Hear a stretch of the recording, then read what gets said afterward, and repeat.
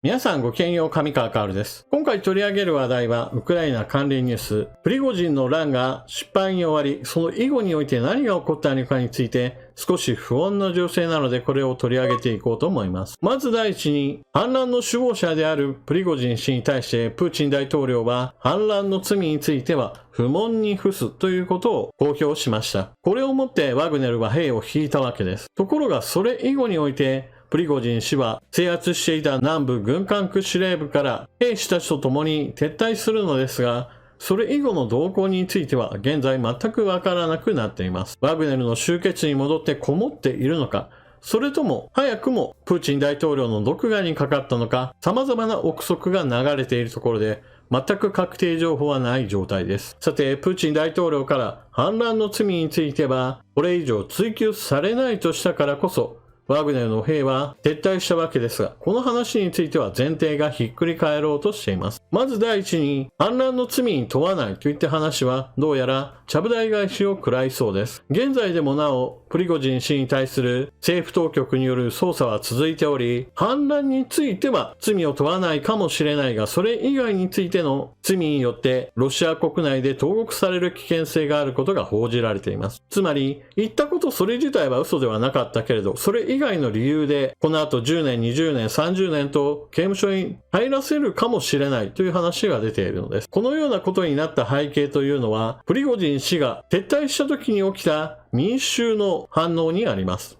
それは、ワグネルの兵士たちが占領している軍管区司令部から撤退する際に、集まった民衆からワグネルに対する応援のメッセージがたくさん寄せられたのです。これは事態を収めたと思ったプーチン大統領にとっては非常に衝撃的な映像だったかもしれません。反乱を起こしたワグネルに対して市民が非常に好意的であることを示していたからです。なぜそのような市民の反応があったかについて解説しておきましょう。まず第一に、プリゴジン氏はロシア軍上層部に対する批判を行ってきました。そもそもロシア国内においては、ウクライナに対する侵略は正しいことであるというプロパガンダが当初からずっと繰り返されてきました。しかし同時に、ウクライナの侵略がうまくいっていないこともまた事実です。この間にあるものとして、戦争が長引いている原因は、プリゴジン氏曰く、ロシア軍上層部が無能であり、その無能の極みである彼らの指揮によって、ロシア人の若者たちが大量に亡くなっている。そういった原因を追求する役目として、プリゴジン氏が注目されていたということがあります。さらにもう一つ、プリゴジン氏が行っていた批判によって、民衆から支持を受けていたことがもう一つあります。階級の差によって命の選別がされているという問題です。ロシア軍はウクライナの戦場において戦っているわけで、それに伴って多くの人々が亡くなったり傷ついたりしています。ところが、そうやって多くの人々が傷ついている状況というものが国民全員平等に発生しているかといえばそういったわけではありません。プリゴジン氏はこの件に関して軍の上層部や政府上層部また金持ちの指定などは一切このような戦争に関わらず、むしろロシア国外に出て豪遊三昧で全く一般庶民の苦しみを知らない、そのような苦しみを知らない生活を保障しているのが彼らと同様に戦場から遠く離れたモスクワでふんぞり返っている軍上層部に問題があるという話をしています。ロシア国外の報道においてはプーチン大統領の愛人であったり、もしくはオリガルヒと呼ばれるような大金持ちの人たちは積極的に海外に出て現在もなお観光を楽しんでいます。それらの人たちを積極的に受け入れている国もあります。例えば、ロシアに対して制裁をするぞと政治的な動きがあったイギリスなどにおいても、ロシア系の大金持ちの人たちが豪遊していることなどが報道されたり、また、そうした制裁に加わらない中立的な立場である中東の観光地などでは、ロシア系の大金持ちの子供たちが金の力でいくらでも楽しんでいる光景などが見られるわけです。それ以外にもお金持ちでなくても、ロシア人の人たちどうぞやってきてくださいと積極的に観光をアピールして招聘している国などもあります。そういったこととは全く縁がない多くの国民のところには、招集令状がやってきて、ある日、動員に連れて行かれていってしまう。そしてその後、生死がどうなったかもよくわからないままに過ごしている人たちもたくさんいるといったことが、やり場のない怒りとして多くの人たちに共有されているわけです。そのようなことになっている原因というのが、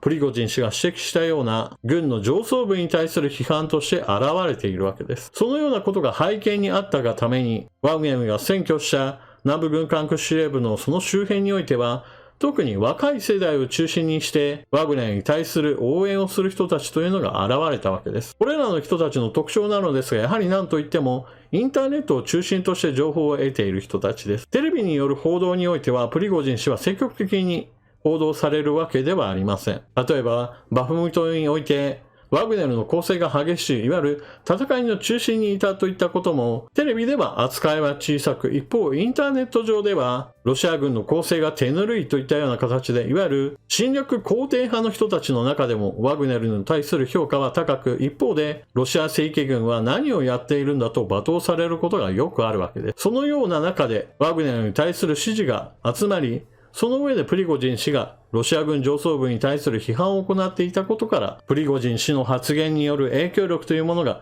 だんだんと増してきてというわけです。このような背景がより深く民衆の間に浸透している可能性がある。そのようなことを認識させたことから、プーチン大統領としては、反乱の罪には問わないという言葉を保護にしてでも、プリゴジン氏に対する圧力を強くかけようとしているのかもしれません。以前の動画において、プーチン氏はいずれはプリゴジン氏に対する毒殺計画を考えるだろうという話をしましたが、投獄するという手段であれば、国民向けの体裁も整えられるかもしれません。この人はこんな犯罪を犯したんだから刑務所に送られるんだという形にして、寿命が来るのを待つという手も一応はあるわけです。また、インターネット上で流れていた話のもう一つの流れとしては、プリゴジン氏が部隊を撤退させることになったその決断の一つとして、批判の矛先であったショイグ国防相やゲラシモフ参謀総長の更迭といったものをプーチン大統領が受け入れたのではないかといった話がありました。この件について少し進展があったので、ロシア国防省の発表した動画を少しご紹介します。こちらの映像は、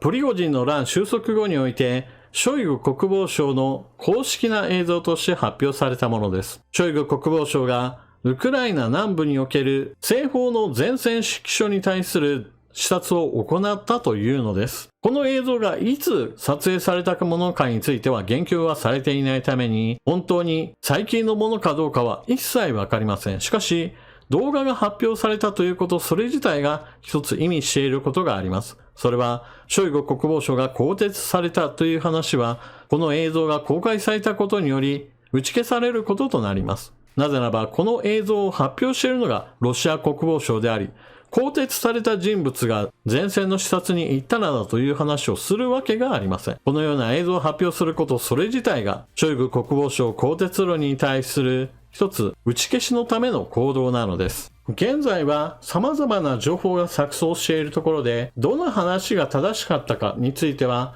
少し時間を置いてから改めて検証しなければ、あの人の言っていたことは結局のところ全部間違っていたなといったこともあれば、あの人が言っていた話、嘘と正解が混ざり合っていて、今から見てみると、すごいちぐはぐだなとか、様々なことが起こり得ると思います。現在のところ、政府系の発表している内容としては、先ほども述べたように、ショイグ国防相や、もしくは、ゲラシモフ参謀総長に対する地位の剥奪といったことは、今のところ表立っては話が出てきていません。ワグネルの武装蜂起をやめさせるといった協議の中においても、ペスコフ大統領報道官は、彼らの地位に対する議論はほとんどなかったという話をしています。一方で、いやいや彼らが更迭されるのは避けられない事態だと話している人たちの中には、ワグネルのプリゴジン氏がモスクワを前にして兵を引いた、それに見合った対価があったからこそ兵を引いたんだといった話をする人たちがいます。これらの人たちがいわゆる独立系メディアといった形で情報発信をしており、軍首脳部が更迭されるといった話を積極的に流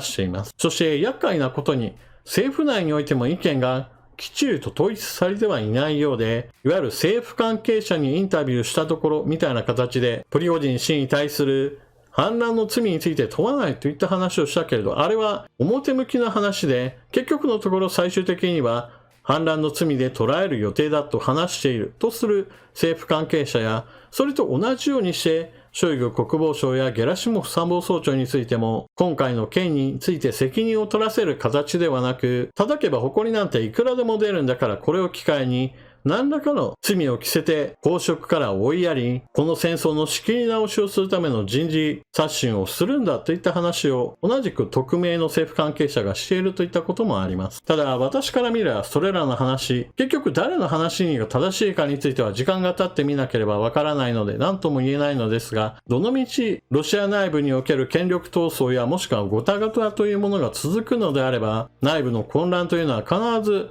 それより下のレベルにおいてはさらなる混乱を生み出すものであり、ウクライナにとっては反転攻勢を行うのに良い状況が整うと思います。大きな打撃を今の時期に与えることができれば、内部においてぐらついているロシア内部がさらなるおかしな動きを起こすかもしれません。それは今回のプリゴジン氏の武装蜂起に同調しなかった軍の中での反戦機運の高まりであったり、もしくはワグネルのような武装蜂起といったものを考えるオリガルヒの人たちが現れるかもしれません。現在ロシア国内にはワグネル以外の大富豪たちの持っている傭兵部隊もたくさんありますから、それらの中からロシア軍中枢とつながって何らかの動乱を巻き起こそうとする、そんな可能性も少しは種が出てくるかもしれないのです。ワグネルの武装蜂起は今回失敗したが、これは終わりの始まりであると話す人たちもいます。それが本当にそうなるかどうかについてはかなり願望が含まれているのは明らかです。しかし、そうなってもおかしくないと思えるような状況が生まれつつあるのもこれもまた事実です。そうなればロシアの未来にとっても大きな転換期を迎えることとなり、国際情勢はさらなる激動に巻き込まれていくことでしょう。というわけで今回の動画はここまで。最後までご視聴いただきありがとうございました。チャンネル登録していない方はぜひともチャンネル登録していってください。そして動画を見終わったら評価ボタンのクリックと